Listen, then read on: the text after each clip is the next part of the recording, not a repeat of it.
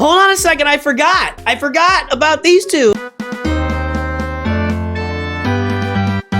Well, greetings and hello there, all my Star Wars children. It's me, your beloved, and happy to be here, Star Wars Dad, the Nooch Father. Nooch too good. Let's talk some more. We've been having a lot of fun with this series. So I did the first video, 10 characters you don't need. We got a big firestorm, a lot of great discussion, a lot of interesting, very direct comments, and it was great. And that's important. We've got to have we've got to have open and direct conversations. I got to be willing to accept feedback and differing opinions. It's good stuff. So here we are with 10 more characters you don't need in Star Wars Galaxy of Heroes. But let me offer a little bit more of an explanation this time before we get started. Let me just jump into characters you don't need. What's my goal here? What am I trying to do by making these videos? Well, my primary goal is because I'm looking at 100 rosters a month, sometimes more, doing roster reviews, and I often see characters that have had a lot of gear and a lot of gear invested in them and gear upgrades, Zetas, Omicrons, the whole bit. A lot invest in these characters, and they should never have been upgraded in the first place based on where the roster is today. So my goal here is to help people prevent people from spending a lot of resources on characters that aren't really going to help them with where they are in the game right now. Now, I'm not saying that these characters, we got here Lumi and Jedi Counselor, you can see in Grand Moff Tarin coming up. Yes, get yourself ready. We're going hard right off the bat. So I say 10 characters you don't need. Need is different than good. I'm not saying these characters aren't good, although Luminar and Dooku, I don't know. I'm not saying these characters aren't good, and I'm not saying these characters don't have a place at some point in the game, and I'm not even saying these characters aren't required for Rise of the Empire Territory Battles platoons, okay? You know, I made a video yesterday. Nobody needs these characters. Well, then some of them were in Rise of the Empire Territory battles. You know, they're in there for platoons. So some people have to take them to Relic 5, 6, or 7. I get it. You know, you got to take Ugnaught to Relic 7. Okay, good. You're the one person in your guild that does that. I don't know if there's one or two. I don't know. It's not that many. So, but generally speaking, as far as gameplay, here are 10 more characters you don't need in Star Wars Galaxy of Heroes. We're going to start with Luminara Unduli. I've definitely seen her and her Omicron added here. Guys, it is a Grand Arena Omicron. It doesn't really do much. Now, we're all kind of wondering if we've got some more Galactic Republic Jedi coming along the way. You know, we're getting Gungans. Now we've got Padme Amidala Queen Amidala is on her way. We definitely have some foresight into some possible I don't know, maybe Galactic Republic, Galactic Legend, who knows? So maybe Lumi will have some usefulness along the way. She doesn't now. And she was one of the very early characters in the game. She was actually, Luminar Unduli was a leader of some of the early meta teams in the game. It was because of her leader ability with evasion. The evasion was literally the first meta in the game. You'd have an Old Ben lead, you'd have a Count Dooku lead, you'd have a Luminara Unduli lead, causing evasion to happen. So now, by first meta, I literally mean like the first 3 to 4 months of the game. Truly, like I think it was until Palpatine came out, maybe till Grandmaster Yoda. I'm not sure exactly, but it faded pretty quickly. And so did Luminar Unduli's usefulness. She just really has nowhere to fit in the game. Doesn't have a ship. She just doesn't do much in the game. Her abilities are fine. Don't fall for the fact of this Omicron. A lot of people add this Omicron, maybe that are now late gamers, because when Omicrons first came out, she was one of the first. It was like, boom, let me get this Omicron and it'll be cool, and it just doesn't do anything. So Luminar Unduli is a character you don't need in Star Wars Galaxy of Heroes. Jedi Counselor. Now, Jedi Counselor has a few things going on here.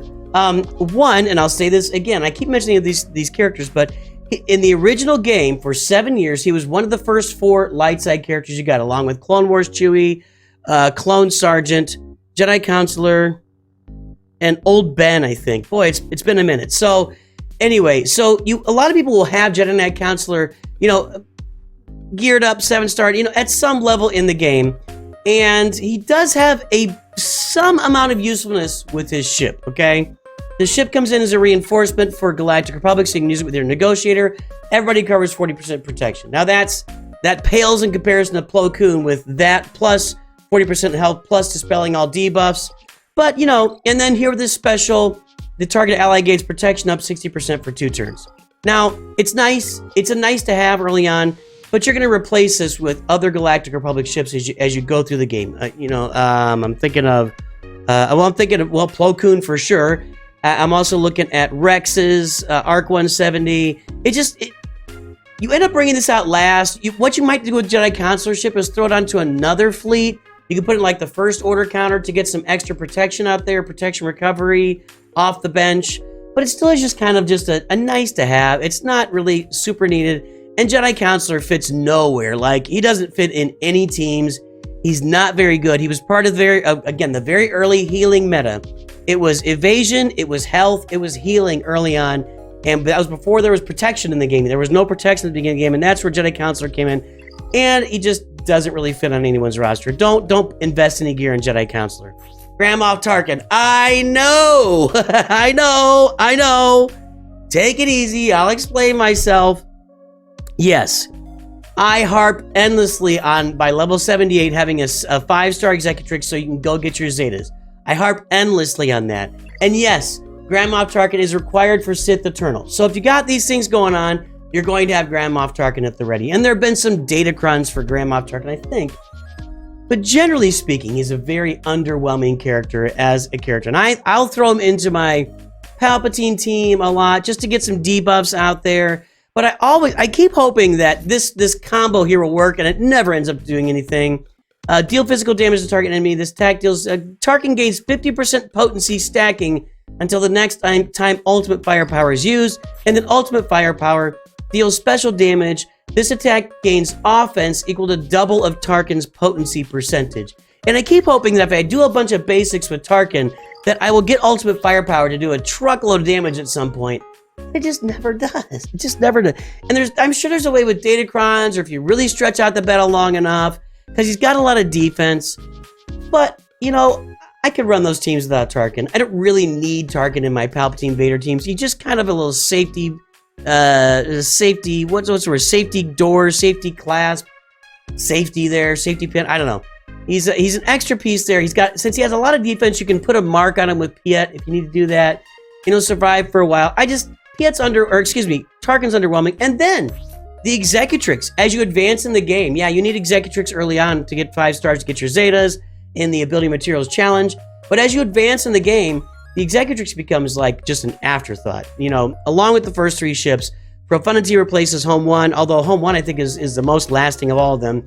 Endurance is never valuable. And Executrix is valuable early, and then as soon as you get the Chimera, you may never use Executrix again, and probably won't use Executrix again. So, Tarkin, yeah, you can use him early on. He just fades really fast, and is just kind of an extra or just a requirement for C. Just not a fan of Tarkin as the game moves along. Hey, young Lando. A lot of you guys will have a Relic 5 young Lando here because you bought the Radis bundle. His ship, the Lando's Millennium Falcon, is required to farm the Radis. So a lot of you guys will have a Relic 5 young Lando here. Don't get too excited because you bought him in a Lightspeed bundle. But don't get too excited. He really doesn't do much of anything in the game. You'll occasionally catch him out there on a Dash Rendar team or some other scoundrel team or smuggler team, but he just really doesn't add a lot to the team. His abilities aren't all that much. I do love the character design, and I love, I love the character in the... I'm a big Solo fan, so I love his costume design. I think he's a great character in the movie, and really reflects well of the later Lando, Billy D. Williams. So you get Childish Gambino, then later Billy. It's really... I love young Lando in the movies, and I love his characters. I love his costumes. I love the Millennium Falcon in Solo. It was recently voted on my channel as, I think it was the second most, second worst ship. I think the worst ship was the Flying Star Fortress it was either this or the Flying Star Fortress that were voted the worst ship. When this ship first came out, the reinforcement ability here, where you get an extra attack every time Falcon takes a bonus turn for each reinforcement previously called in. Okay, so it used to be kind of cool when it first came out. You take like 4 or 5 turns when it first came out, and now it doesn't even matter. Those turns, you can come out, and by the time you get there, it's just become an afterthought. The ship doesn't really matter. Young Lando is not a good character, doesn't do anything in the game. His ship doesn't really doing anything in the game.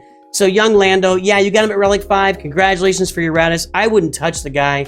You can throw some, I don't even think you need to throw any mods on him, honestly. He's got mods here, but I don't think you even need to throw mods on him unless you got some outside use for him. So young Lando, nobody needs young Lando in Star Wars Galaxy of Heroes. Here we go, HK-47. I know some of you guys love, I know some of you guys are, some of you meatbags out there really love HK-47. You really love KOTOR. I get it. There's a lot of love for this guy in the game. And you do need to farm him up to a certain level to get Darth Revan. And then if you use him to get Darth Malak, which you probably will, you need to get him, I think, to Gear 12 for that. Then he just kind of fades. He just doesn't really have a spot. I don't think you should relic him for your Darth Revan team, because eventually you're going to get Darth Malgus, and you're going to throw HK out of there.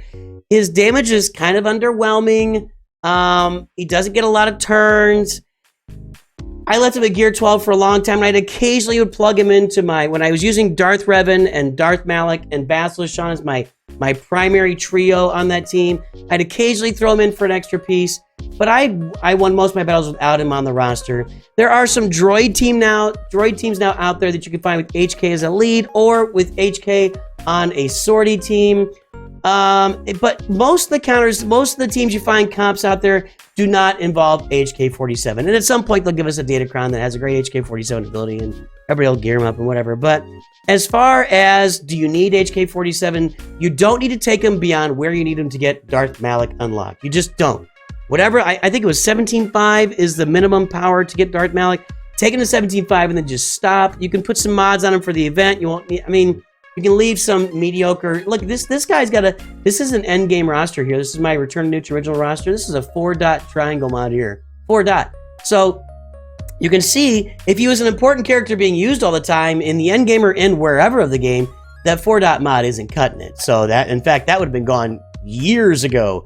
But HK, you need him for Revan. You need him for Malak. And then you just don't really use him very much until maybe in the end game. And even then, people really aren't using HK-47. I actually looked it up. As far as teams where he is the lead on defense, they're 100% losses. As far as him being on a sortie team, it's really about 10 to 20% of the time. Most of the time, we're using other droids to fill out that team. So HK-47, sorry, because he falls off the Sith Empire teams. He is Sith Empire, but all those, Darth Malgus wants Sith Empire Sith, So HK-47, sorry, this meatbag is letting you go. Nobody needs you in this game. Sorry, bud. What's next? We got, screen skipping a Carthonasi. I know! Take it easy.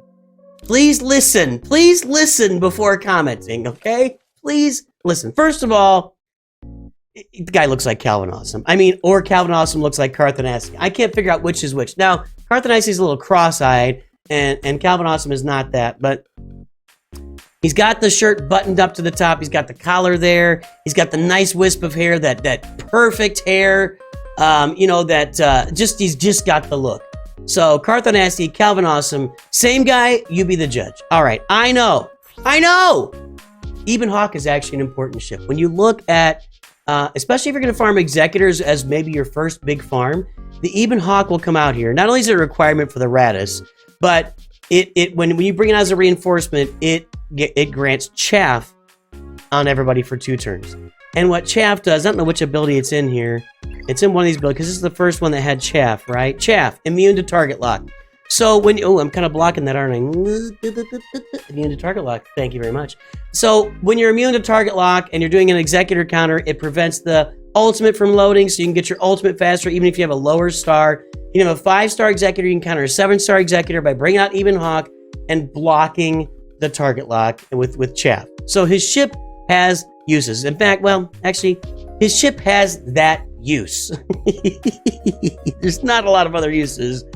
In fact, other than being required for Radis, I don't think there are.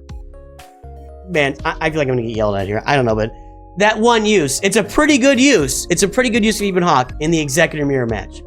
Carthonasi himself? Nah. Again, same as HK. You've got to get him up to a certain power level to get Darth Revan on the roster, and then you just throw him out. I can't tell you, even in Kyber, I'm still seeing these Old Republic teams on defense. It's really amazing to me that somebody's going to throw a Cartho Nasty, and I just throw out OG Kylo Ren and solo it. Move on with my life. Or Wampa, or whatever I want.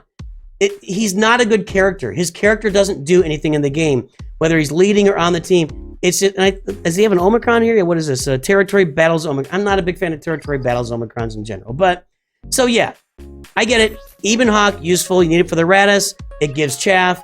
Good for executor to executor counters. Cartho Nasty himself, just not useful at all. And there's just no reason why you should be gearing up Cartho Nasty anywhere beyond what you need to do to get Darth Revan and Darth Malak on your team. Hey, the vets. Sorry, guys. Veteran Smuggler Han and Veteran Smuggler Chewie. Again, Veteran Smuggler Chewie required for Rey and Veteran Smuggler Han required for Kylo. Other than that, you don't get a lot of use out of them.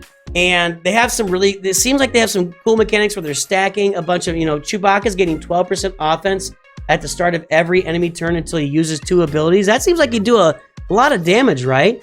When Han gains a debuff, he gains 50% defense, and then they have some synergy between them. They just really don't do a lot in the game, and you don't see them on a lot of teams. They'll end up being on, again, some Dash Rendar teams, some Scoundrel teams, some Smuggler teams, maybe every now and then a Resistance team. They're required for Jedi training Rey. Again, they're required, Chewbacca's required for Rey, Han's required for Kylo. A lot of you guys have purchased these guys with Lightspeed bundles here, so you've got them on your roster now. Just leave them. You don't need to add any more relic levels. You don't need to look for special places for them to play in the game. They just don't fit in a lot of places. Now, there'll be, again, there have been Omicrons for them. There'll be more Omicrons for them. I think there's a Smuggler Han Omicron out right now. Great. So in that situation, maybe you find a way to use them. But just generally speaking, there's not a lot of uses. They're not great in territory battles. They're not great in territory wars. They don't do a lot in Grand Arena. This pair, I wish they were better. I really do. I wish they had really good slots to get into the game and find places for them. But if you got them on your roster, specifically from Lightspeed bundles or by farming Rey or Kylo or both, or you got them for the Raddus, it's great. Congratulations. You need them for those farms. You don't need them for anything else otherwise. And you've got a lot of other places you can spend gear in the game other than Veteran Smuggler Han and Veteran Smuggler Chewie. They just don't really fit anywhere. Sorry for all those Han and Chewie fans. We're home, but we ain't no good. Oh, Count Dooku. Oh, I already hear it. I already hear it. Comments welcome. All right. Again, at the beginning of the game, and I don't even remember, I don't know if it's still going on right now, but Count Dooku is one of the first dark side characters. They gave you Count Dooku. He's got some uses you can find for him in the game. His counterattacks. While he has riposte, he counterattacks, he avoids protection, he stuns. It's all these fun mechanics that don't really fit into anything. And I know. You need Count Dooku and Asajj. There's a specific battle in Darkside Geonosis territory battles that you need them for. That's great. That's great. You don't need a relic. I think you can go gear 12 on that if I remember right. It's been a minute. But he just doesn't really fit. I know you can get some Separatist teams out there. You put Dooku on them. But a lot of times, so you can get like a Newt, Dooku, Jango Fett, and I don't know, a couple other Separatists on the team. Maybe fits in there with a Trench team. Maybe Endgame, there's some really good, useful purposes of Dooku. He just doesn't really serve, and he's a requirement for Sith Eternal. Again, I get it, but as far as putting him, and for Lord Vader, sorry, you got him at Relic 8 for Lord Vader, so that's why this one's Relic 8. But then it's like, where do you use him? I mean, can you really tell me where you use Count? And this is why I think a Darth Tyrannus Galactic Legend would be a great idea for the game. We could really use a version of Dooku that is like, absolutely has a ton of utility and a lot, and you throw him in all the time. He's in every battle. Dooku kind of shows up every now and then doesn't show up, and you don't really put him on offense. You'll throw him on a defense team just to have a Separatist team out there that might trip up somebody, and Dooku's kind of a small part of that eventually in the game. But Dooku just doesn't have, he just doesn't really, he's got a lot of fun, cool mechanics that seem like they'd be a lot more fun and useful than they are, and it just doesn't really fit. He's kind of just becomes a throw-in on a lot of teams. You throw him into a Sith Eternal team just to have another Sith on there. You throw him into that that it's something I'm telling you, I'm gonna get yelled at on this one. It's fine. You throw him into a separatist team under Newt, and he's fine. He does okay there, but maybe he gets killed right after that because he's super squishy. So I just don't believe you need to relic up Count Dooku early on unless you're farming Lord Vader or Sith Eternal. So I guess that's what I say. Same as Mace Windu, where I say you don't need to relic up Mace Windu until you're farming Jedi Master Kenobi. I don't think you need to take Dooku to any gear level at all unless you're gearing or unless you're relicing up for Sith Eternal and or Lord Vader, and then you can add the relic levels and maybe you can find a place to put them. I'm just not getting it. I don't get the, maybe we'll hear some Count Dooku love. I don't know. But hey, Cody. Cody is one of those guys that was released early on in the game as a clone leader. Rex replaced him really quickly. Like Rex became the primary leader for clones, and Cody just kind of faded. And he's super squishy. He dies fast. He had some utility for a while in the final tier of the heroic AAT raid. I almost said AAT. The HAAT raid. Yeah, most of you that have been playing the game for like 3 or 4 years don't really know what that raid is much because you might have played it for a week or two and then moved on to the Sith raid. It's not a really important raid in the game anymore. He doesn't really fit on any teams. Okay, he has utility 3v3, Cody, and then I think Clone Sergeant and Captain Rex, or Cody, Rex. But a lot of people put like a Rex 5s, or Rex and ARC Trooper and Captain Rex out there in a 3v3 team. So Cody can fit on some 3v3 teams out there with Captain Rex, but even then people usually choose Rex lead with Captain Rex and put somebody else out there besides Cody. Cody just doesn't really fit. And again, I think he requires a relic. Is he requires a relic? I think you have to relic him up. Yeah, you have to relic him up for Jedi Master Kenobi. So to me, that's the only place that you ever look at Cody is relic him up for Jedi Master Kenobi and then move on with your life. You're not really going to find a lot of places to use Cody in the game. And then finally, General Kenobi here. General Kenobi, I'm kidding. Got him. I love General Kenobi. You need General Kenobi. You really need General Kenobi. He's awesome. You need him in your Padme team early and your Jedi Master Kenobi team later. He's still one of the most awesome plug-and-play tank. I love General Kenobi. You need General Kenobi. I had to do one. Hey, and finally here, I'm maybe the biggest Empis Nest honk in the game. I still enjoy Empis Nest. I love throwing her out there on a semi-solo mission in Grand Arena where I'll put in like Farm Boy Luke as a lead to give her a bunch of extra tenacity. You don't really need her. She doesn't fit into any other farm. She's literally not a requirement for anything else in the game. You just don't need Empis Nest. She is a nice to have. She's a lot of fun. She's a great character. I love her mechanics. I love her stacking offense. Every time that an enemy loses a buff, she stacks 2% critical damage and health steal. I love her daze. I love her stun. I love the fact she gets rid of buffs with her basic and lands an expose. Empis Nest is a lot of fun as a character. You don't really need her for anything, unfortunately. And I think out of anybody that I've seen, out of content creators or any of you guys, I love using her probably more than anybody out there. And I made a lot of videos about her, and people really don't watch them all that often because I'm just an Empis Nest honk, and she's one of my favorite characters.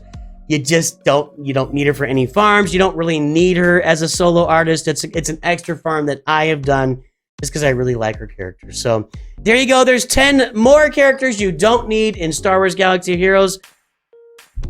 Please let me know your thoughts. I'd love to hear it. Hopefully I've not been condescending or talking down to anybody during this video, as was previously stated in the last one. I do hope you have a great day. You're all wonderful people. Thank you for liking and subscribing. Thank you for being part of the channel. I will talk to all of you soon, and always remember, Noot's too good.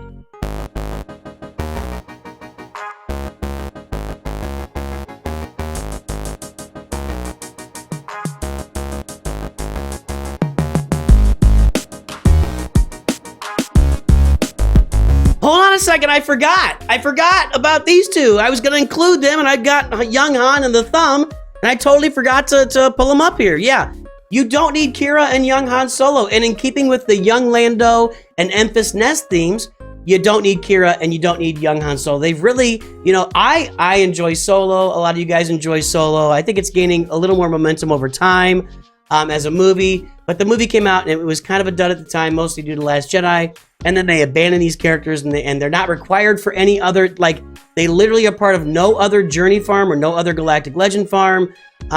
Kira, you can plug her in. She has a little bit of usefulness as like a lead for Empis Nest because you stack offense with her leader ability here. You can gain up to 30% offense as an attacker.